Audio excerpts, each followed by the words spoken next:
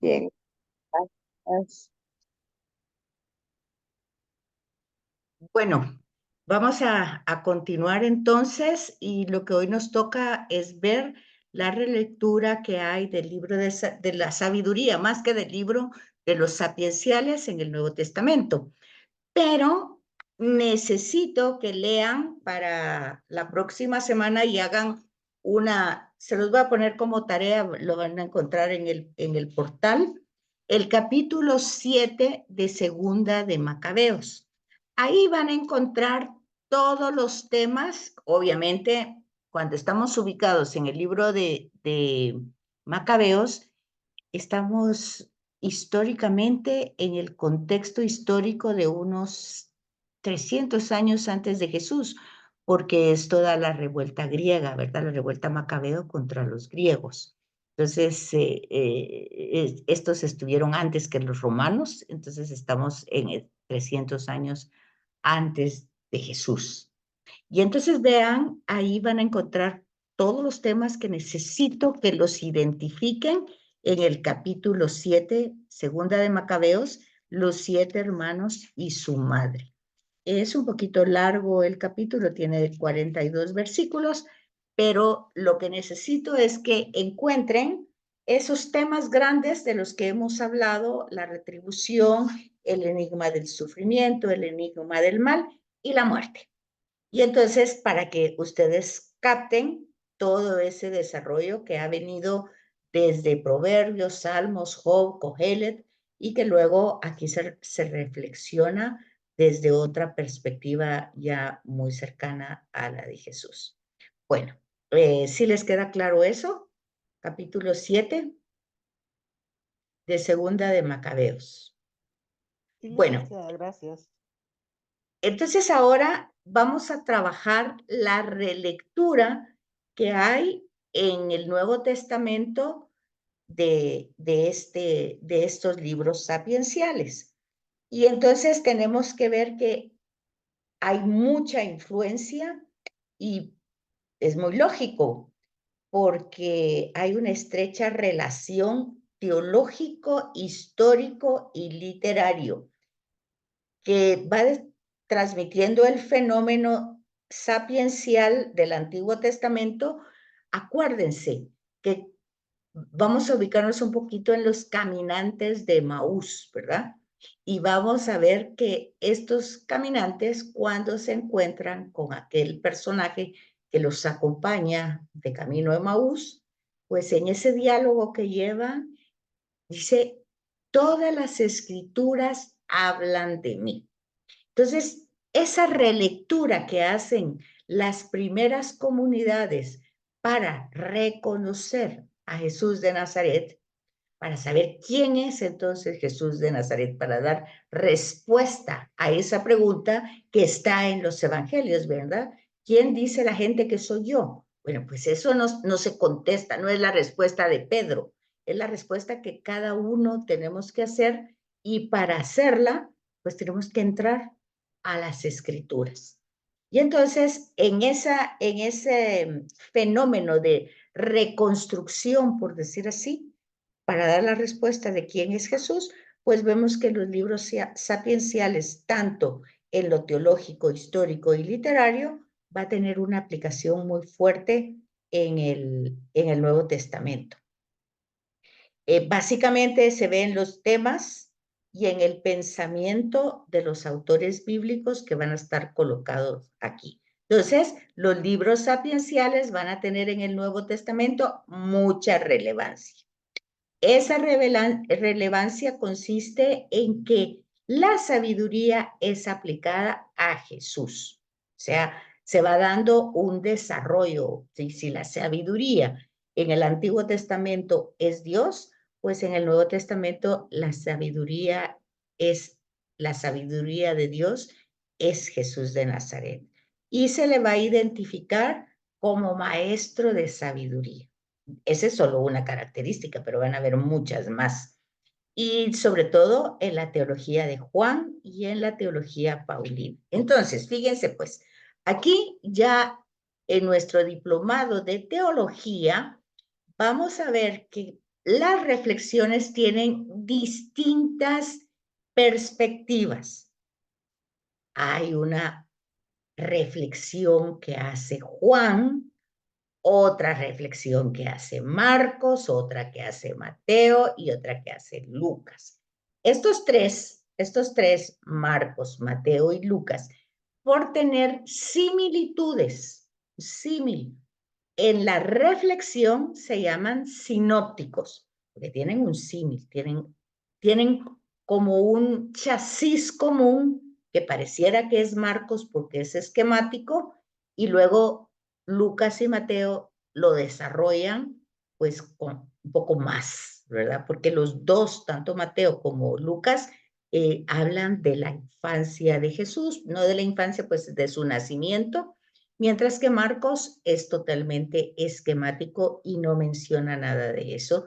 Y el capítulo 8, el capítulo 16 y versículo 8 termina totalmente el Evangelio de Marcos, sin hablar de tantas apariciones, solo las mujeres llegan, el sepulcro está vacío y ahí se termina. Luego hay un epílogo y es una añadidura, pero entonces vemos ese esquema, pero en los tres sinópticos se pregunta, ¿quién es Jesús de Nazaret?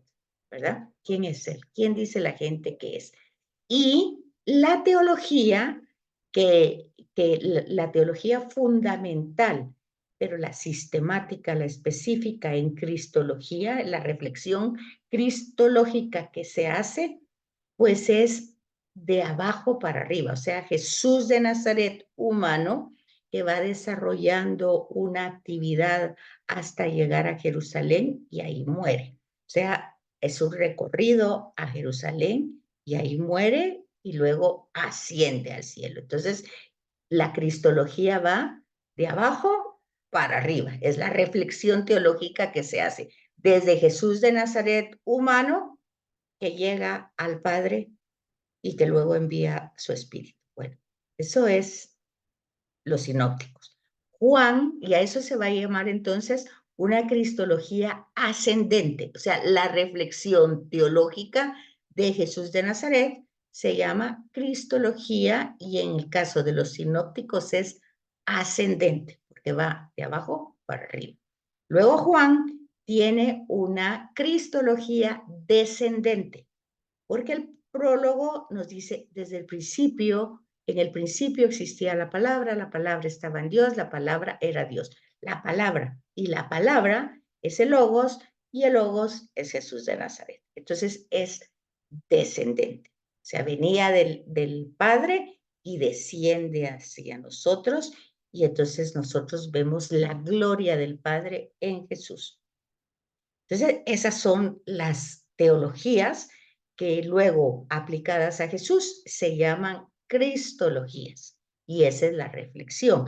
Aplicadas a María por Cristo se llaman mariología. Y así, cada una va teniendo una reflexión fundamentada en todos estos escritos, especialmente lo que estamos viendo ahorita son los sapienciales.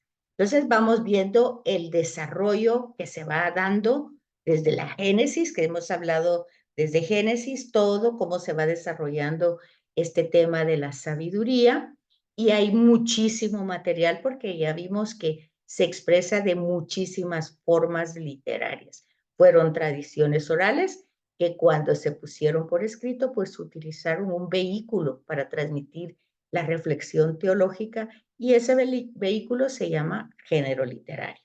Y lo que tenemos que ir descubriendo es la madurez que va teniendo la reflexión. O sea, va madurando, igual que la fe tiene que ir madurando, la reflexión teológica va acompañada con la fe, ¿verdad?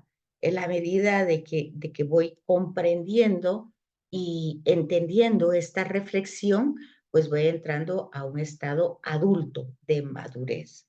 Y entonces vamos encontrando, sobre todo en los evangelios, el tema de la sabiduría como los temas de los encuentros, ¿verdad? Bueno, básicamente Jesús es el que se encuentra con todas las, no es que lo encuentren a Él.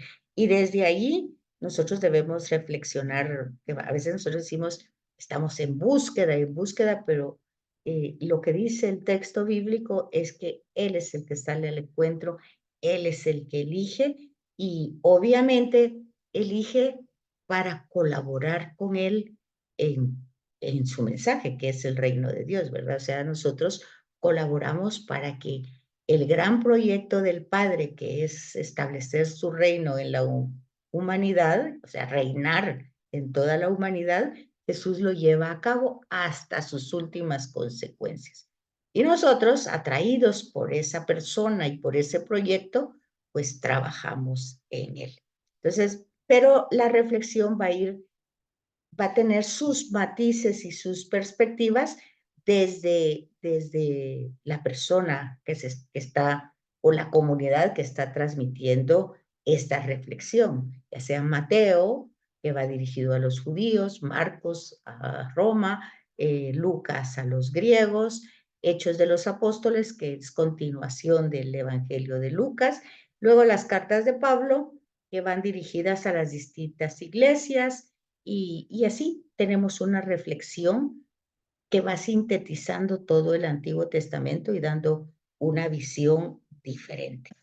Entonces, con su Biblia, vamos a ver cómo el Nuevo Testamento va a presentar los temas de la sabiduría de Dios.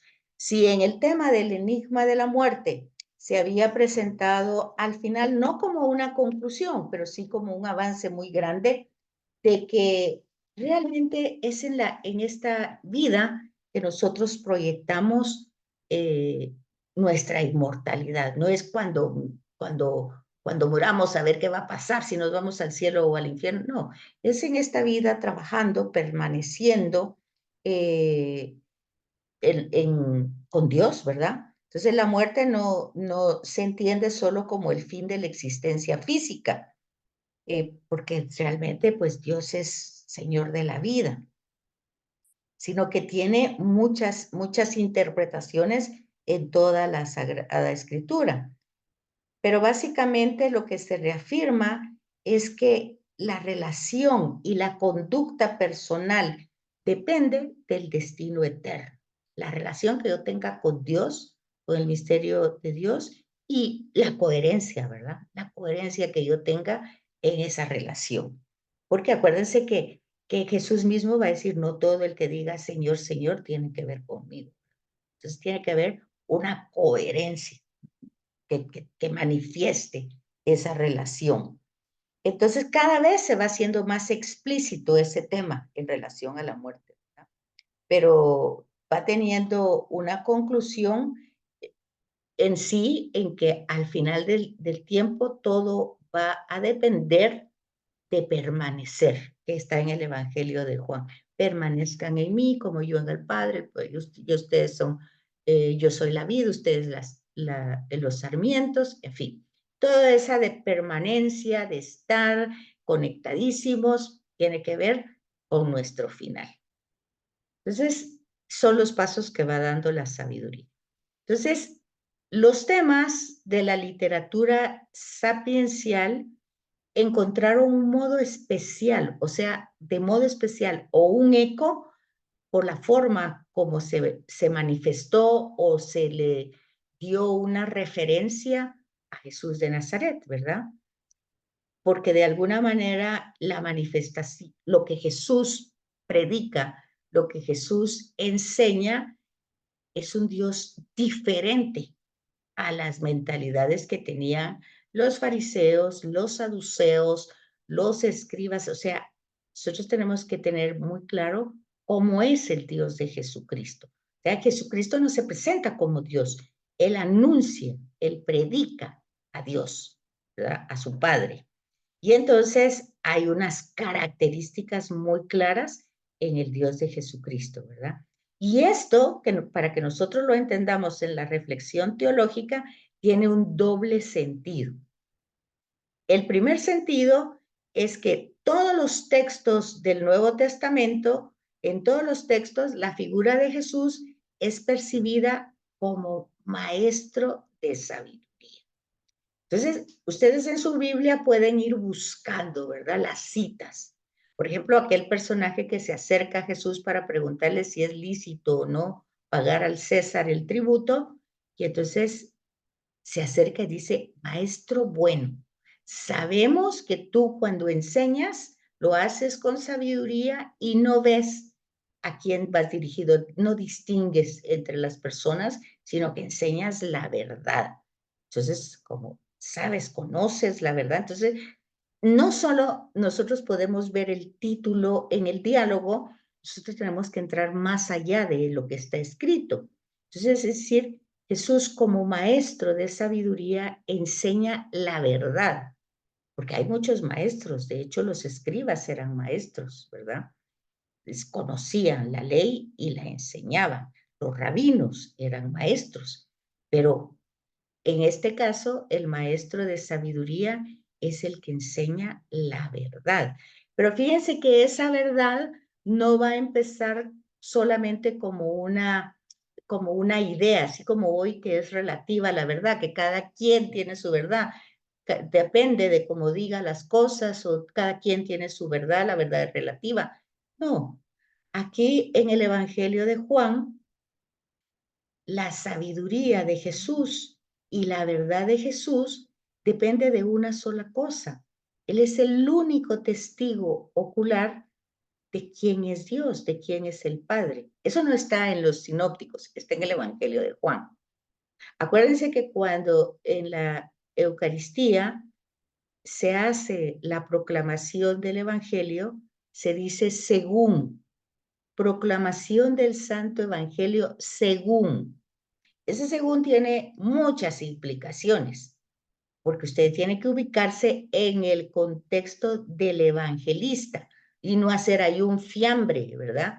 Si el evangelio es de Marcos y está hablando de las tentaciones, pues hay que ver lo que en 2 versículos Marcos dice, y esa es la homilía. Pero la homilía no tiene que ir entonces a Lucas y a Mateo, que también habla de las tentaciones, porque esa va dirigido a otros destinatarios y tiene otro enfoque el mensaje. Siempre son tentaciones, va a hablar de lo mismo, pero Marcos lo está haciendo de una manera esquemática. Por eso el según. Cuando nosotros vemos que a Jesús se le está hablando de maestro de sabiduría, hay que fijarse en qué evangelio es, en qué contexto es y de qué manera se está presentando esta sabiduría de Dios en la persona de Jesús. En el caso del que le estaba poniendo ejemplo, pues es un tema que se acercan para ponerlo en una situación de conflicto, ¿verdad?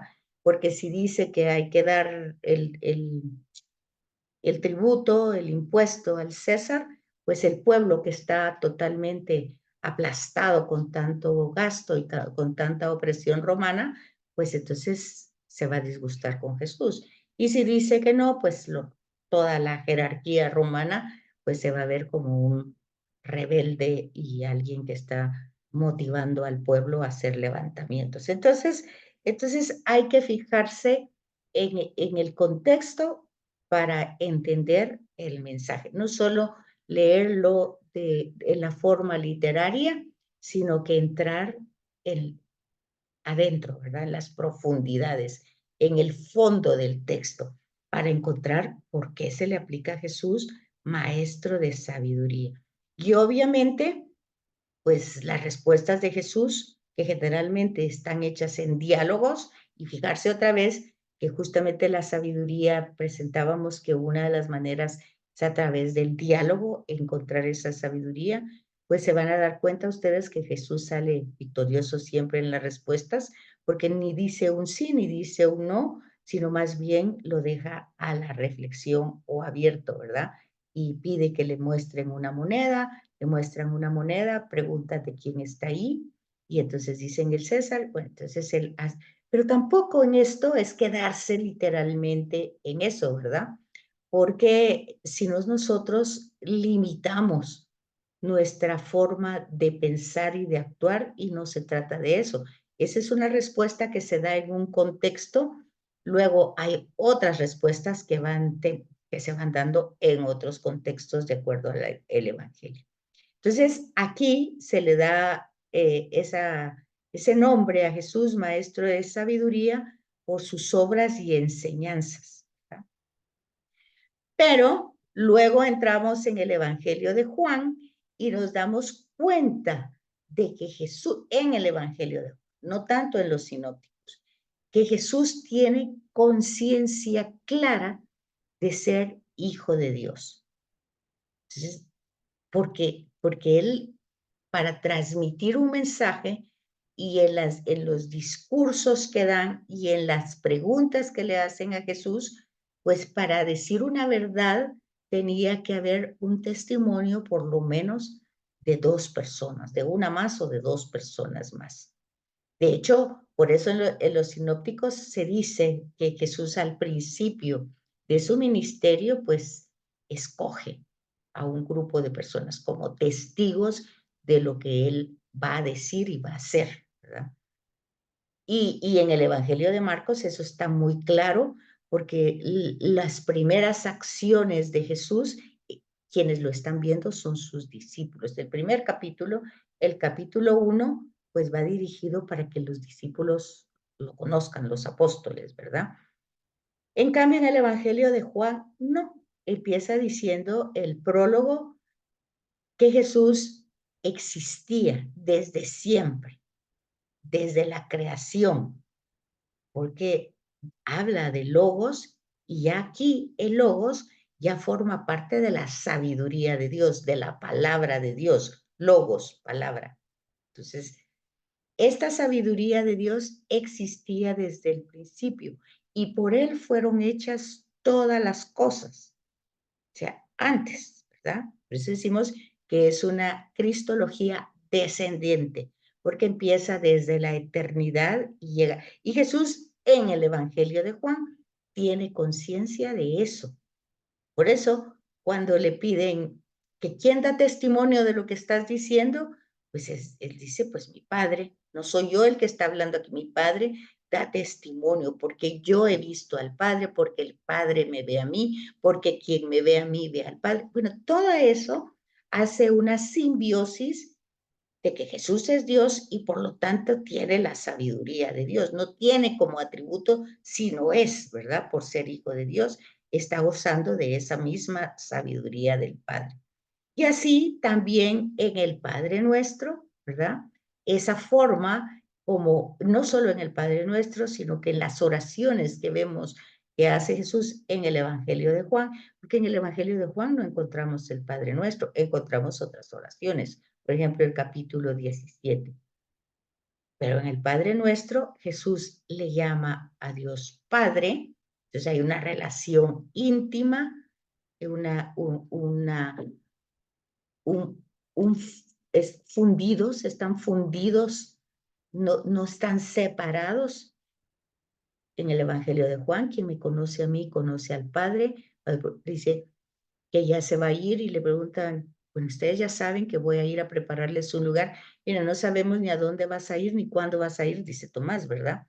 Entonces, ¿cómo quieres que sepamos? Entonces dice, quien me ha visto a mí, ha visto al Padre.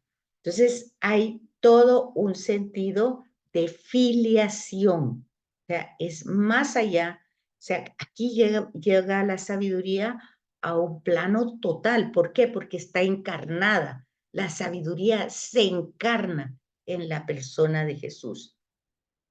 El prólogo lo va a decir de otra forma, no lo va a decir como lo dice Lucas, que el ángel le va a anunciar a María, y como lo dice Mateo, de que en sueños el ángel le dice a José quién es Jesús. No, el prólogo va a decir, hizo una tienda entre nosotros. O sea, va a presentar la encarnación como un acto de amor de parte de Dios que se encarna. Se encarna y entonces la sabiduría entra en la carne humana, en la persona de Jesús. Entonces, Jesús así, ya en la teología de Juan, pues va a entrar con mucha evidencia de que el Padre y el Hijo y luego el Espíritu forma todo ese sentido trinitario.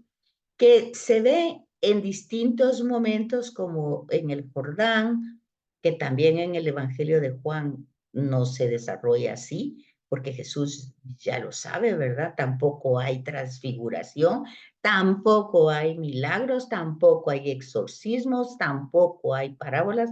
El Evangelio de Juan es muy explícito para hablar de la sabiduría que representa a Jesús dentro de la humanidad.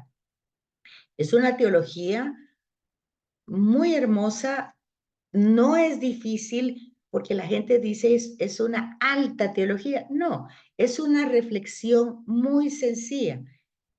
El tema está en la construcción del Evangelio, que tuvo varias fases. Y eso, si uno lee la introducción, se va a dar cuenta, pues, que para entrar al canon, pues, ha tenido distintas fases y es el último que entra en el canon del Nuevo Testamento. Entonces, esas fases se van acoplando y entonces por eso nosotros a veces vemos que hay un diálogo y de pronto Jesús empieza un discurso y pareciera que está hablando de otro tema, pero no es que sea complicada la reflexión. Si uno conoce la estructura, se va dando cuenta que al final lo único que está diciendo todo el Evangelio de Juan es que la sabiduría de Dios es Jesús y no se presenta en la transfiguración, porque tampoco hay en el Evangelio de Juan transfiguración. Se encuentra en este episodio de la cruz. Ahí se refleja el amor máximo de Dios, ¿verdad? La sabiduría de Dios está acreditada en este acontecimiento. ¿Y cómo es que pasa eso? ¿Cómo es que todo el resplandor de la gloria de Dios está en este momento? Pues hay que leer todo el Evangelio de Juan con todos sus comentarios de pie de página, con todas sus concordancias del margen del texto, e ir captando esta teología que hace que nosotros nos demos cuenta que al final la sabiduría de Dios se ha encarnado en una persona que es Jesús de Nazaret, pero ojo con esto, luego, esta persona nos da su espíritu para que nosotros participemos de la misma sabiduría. Es decir, Jesús es testigo del Padre.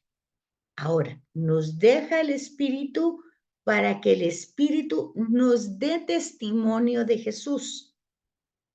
Y nosotros, con el testimonio que el Espíritu nos da a nosotros de Jesús, podamos configurarnos y dar el testimonio de Jesús a las comunidades. Ese es el Evangelio de Juan, todo el tema de la sabiduría, pero que se desarrolla en el tema de la pasión, muerte y resurrección de Jesús, donde no solo es Jesús el que está padeciendo, sino que ustedes ven esta imagen, la Trinidad entera, porque no es que solo una parte le toca a Jesús, una parte, por ejemplo, siempre van a oír ustedes que el Espíritu Santo es el gran desconocido y que no se conoce, pero es extraño que no se conozca porque está en todos los temas. En la misa está en todo momento y luego a veces en la homilía no, porque se confunde a quién hay que pedirle, pero toda la estructura de la Eucaristía, de la celebración eucarística, están todas las oraciones dirigidas al Padre, por el Hijo, por méritos del Hijo, o sea, nosotros nos dirigimos al Padre por los méritos del Hijo, y los méritos del Hijo son aquí, en este momento, toda esa entrega, porque al final de cuentas, todo el tema de la sabiduría es el amor que se da. O sea, en la sabiduría de Dios, Dios es amor que da. En la sabiduría del Hijo, el Hijo recibe el amor del Padre y lo da. Y el Espíritu Santo, que es ese amor entre el Padre y el Hijo que también se da. Todo el tema de la sabiduría es un tema encarnado de darse. Dios se da. Dios se da y se sigue dando y se continuará dando. Entonces, ese es la situación de la teología de Juan, donde se ve el resplandor de Dios, ¿verdad? La gloria de Dios. Y la teología de Pablo, pues ustedes se van a dar cuenta en las cartas y en el desarrollo que hace, sobre todo, no solo en Gálatas, en la carta a los romanos, sobre todo la carta de Gálatas es como una síntesis, o podríamos decir la carta a los romanos, es un desarrollo más fuerte, más maduro que Pablo ha tenido. O sea, la carta a los Gálatas se escribe primero. Si ustedes ven en la introducción de las cartas, van a ver las fechas en que se escribieron esa carta, y entonces ustedes van a ver un mayor desarrollo de la teología de Pablo en la carta a los romanos, ¿verdad? Y en la carta de los Gálatas van a encontrar el inicio de una reflexión teológica que va a llegar a su plenitud o a su madurez en la carta a los romanos. Entonces, lo que estamos diciendo es que todo este tema de la sabiduría de Dios, nosotros la encontramos verdaderamente explicada en los textos, sobre todo en el Evangelio de Juan y en las cartas de Pablo. En los sinópticos también está, pero está de otra manera, porque tiene la cristología, o sea, la reflexión, va de Jesús de Nazaret, que va desarrollando su caminar, y todo tiene que ver con un camino que empieza en Galilea y va a Jerusalén. Entonces, en cambio, si ustedes ven el Evangelio de Juan, casi Jesús no está en Galilea. Se ubica en las celebraciones judías que prácticamente Jesús personifica. Entonces tiene otra reflexión, pero dentro de esas dos reflexiones nosotros encontramos el modo de actuar de Dios encarnado en la persona de Jesús, y que al final no se quedó solo para que le demos un culto, sino para configurarnos, si le permitimos al Espíritu que actúe, al Espíritu de Él, del Padre y del Hijo, que actúe en nosotros. Perdón, Jorge, que vi que había levantado la mano, pero si no se me van las ideas. Dígame. No tenga pena, licenciada, solo con esta cuestión para cerrar en énfasis prácticamente toda la teología de Juan y lo que es el libro de Juan o el Evangelio como tal, es un encuentro más íntimo, personal con Jesús, más que todo.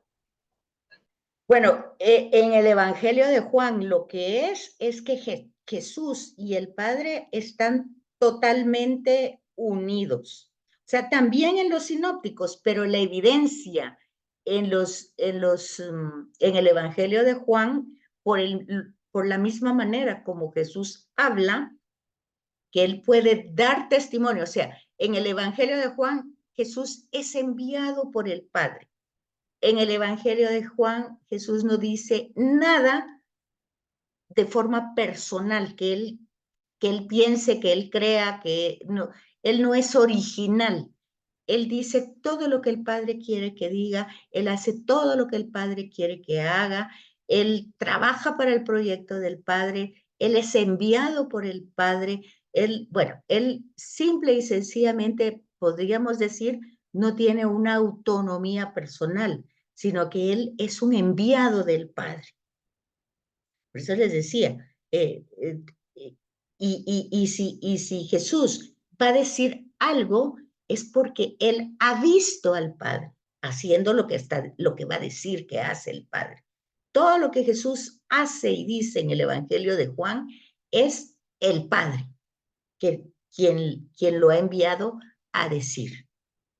Por eso en la oración dice, ha llegado el momento en que glorifiques a tu Hijo como tu Hijo te ha glorificado.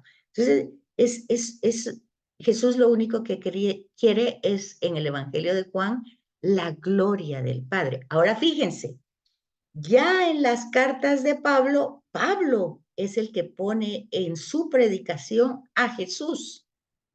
Ya no pone al Padre, pone a Jesús. Entonces, es pero lleva el mismo sentido, porque es lo mismo, ¿verdad? Pero va teniendo un énfasis donde Jesús tiene la misma identidad del Padre, pero que como la experiencia que tiene Pablo es de Jesús resucitado, pues tiene que predicar a este Jesús resucitado que ha muerto en la cruz. Entonces, por eso Pablo va a decir que él se gloría en Jesús resucitado, pero que ha muerto en la cruz. A ese Jesús crucificado, muerto en la cruz y luego ha resucitado. ¿Qué es el querigma realmente? Que es el anuncio que tenemos que tener todos, ¿verdad? No es tema de milagros, no es tema de exorcismos en el Evangelio de Juan. Ahí no van a encontrar ustedes milagros, exorcismos, parábolas, que no van a encontrar nada de eso. Van a encontrar 7 signos, o sea, ni siquiera se le llaman milagros, signos de la acción del Padre en Jesús. Las bodas de Caná es la manifestación de el Padre en Jesús, que se cambia la realidad, pero a vista de quién? De sus apóstoles, para que sus apóstoles vayan descubriendo quién es Jesús, ¿verdad? No se trata solamente del milagro del cambiar el agua en vino y quedarse en solo esa forma, ¿verdad? Sin entrar al fondo de lo que está pasando. Primero con la palabra signo. Signo, porque el signo significa. ¿Qué quiere decir, por ejemplo, si ustedes, aparte es el signo y aparte es el símbolo? El signo, si ustedes ven humo, hoy dicen que amaneció toda Guatemala con humo. ¿Signo de qué? De que había fuego muy fuerte en algún lugar. Es un signo. Yo no veo el fuego, pero veo el signo, el humo. El humo es un signo del fuego. El símbolo representa. Entonces, el símbolo es, por ejemplo, la bandera nacional. No es la patria, pero representa a la patria.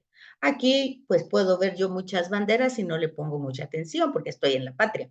Pero si estoy en otro lugar, pues ese símbolo va a ser un impacto para mí, porque me va a llevar, me va a trasladar a mi país, ¿verdad? Entonces, en el Evangelio de Juan no hay milagros, hay signos que manifiestan la acción de Dios en Jesús. Es importante, esa es la teología de Juan. Y ahora, en Pablo, pues, pero fíjense, si manifiestan la acción de Dios en Jesús, pues manifiestan la sabiduría de Dios. O sea, entramos entonces al tema sapiencial. Jesús es la sabiduría encarnada de Dios en el Evangelio de Juan. En las cartas de Pablo, pues Jesús es la sabiduría de Dios, ¿verdad? ¿Y cómo nos damos cuenta de eso? Pues porque constantemente Pablo va a estar contrastando el mundo, la carne, el espíritu. Entonces, hay un contraste de la propuesta que hace el mundo, y para el mundo es sabiduría, que usted tenga éxito, que usted salga adelante, que usted saque ventaja, que usted sea vivo, ¿es verdad? Entonces, pero la propuesta de la verdadera sabiduría es pues entonces la que da Jesús. Y entonces aquí entra el tema también otra vez de la muerte, ¿verdad? Entonces Jesús va a decir muchas veces, miren, no teman al que quita la vida física, ¿verdad?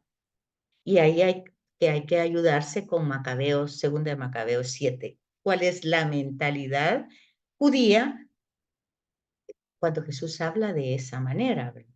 Y entonces, en el fondo, ya el cristiano, las primeras comunidades cristianas ven en esta muerte de Jesús la sabiduría de Dios que abre el camino para llegar al Padre, ¿verdad? O sea, no podíamos desde nuestra propia sabiduría, desde nuestra propia inteligencia, desde nuestras propias capacidades, retornar a Dios. Necesitábamos, pues, alguien humanamente, que lo viéramos actuar, que lo oyéramos hablar y luego entender que esa era la sabiduría de Dios, pero por lo tanto no se queda en algo teórico, sino es algo que yo debo de encarnar. Si la sabiduría de Dios se encarna en Jesús y si Jesús la transmite como verdadera sabiduría de Dios y nos deja su espíritu de amor entre el Padre y el Hijo para que nosotros la encarnemos, pues ese es el caminito, ¿verdad? No hay otro más. Entonces, ese es el punto que está y que nosotros debemos diferenciar entre la teología de Juan y la teología de Pablo y la teología de los sinópticos y la teología de cada uno de los libros, ¿verdad? Cada uno tiene su perspectiva, su reflexión, dependiendo del contexto histórico. Bueno, y entonces aquí quedamos. Les queda como trabajo que lo voy a apuntar en el portal, el capítulo 7, les dije, ¿verdad? De Macabeos, 2 Macabeos, para que vean estas características y luego las pueden contrastar con Juan y con Pablo en su mente o hacer una especie de cuadrito si es que pueden hacerlo. Cualquier cosa, estamos a la orden. Feliz noche entonces y feliz semana. Gracias, licenciada. Gracias, buenas noches. Buenas noches. Noche, licenciado.